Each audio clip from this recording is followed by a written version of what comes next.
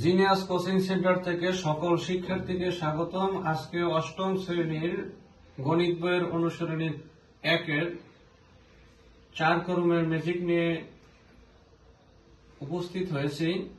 4 কলমের ম্যাজিক খুবই সহজ একটি অঙ্ক। আজকে তোমাদের ম্যাজিকের মাধ্যমে অঙ্ক শিখাবো। ম্যাজিক শেখানোর পূর্বে এখানে দেখো, আমরা 4 কলমের বিষয়টা হলো 4কে বর্গ করলে হয় 16। 1 থেকে 16 পর্যন্ত যে সংখ্যাগুলো রয়েছে প্রতিটা বর্গ আকার খোপে সংখ্যাগুলো একবার করে লিখতে হবে। আমরা একবার করে লেখার পর যেভাবে যোগ করি না কেন যোগফল হবে 34। এখন আমরা যদি এখানে ঘরগুলো গণনা করি, তাহলে এখানে যেহেতু এটা প্রথম ঘর, তাহলে আমরা এখানে লিখে নিতে পারি 1। এটা যেহেতু দ্বিতীয় ঘর, তাহলে এটা 2, 3, 4।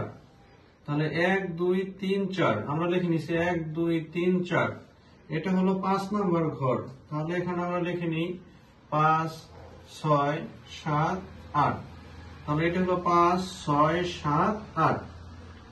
এই ঘরটা হলো 9 নম্বর ঘর, তাহলে 9, 10, 11, 12।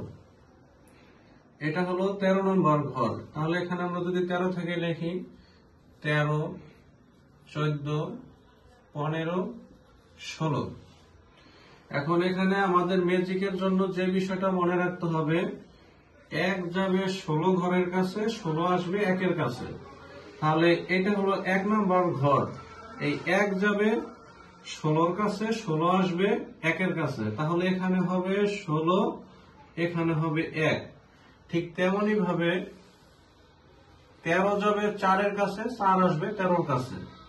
তাহলে এটা যেহেতু 13 নম্বর ঘর, এই 13 নম্বর ঘরের সংখ্যাটি যাবে 4 নম্বর ঘরে, 4 নম্বর সংখ্যাটি আসবে 13 নম্বর ঘরে। তাহলে এখানে হবে 13, এখানে হবে 4।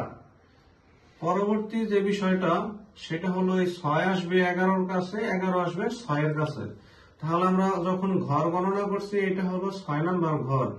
6 যাবে 11-র কাছে, 6 যাবে 11-র কাছে, 11 আসবে 6-এর কাছে। তাহলে এখানে হবে 11, এখানে হবে 6। ঠিক তেমনি ভাবে এখানে 10 যাবে 7-এর কাছে, 7 আসবে 10-এর কাছে। তাহলে এখানে হবে 7, এখানে হবে 10।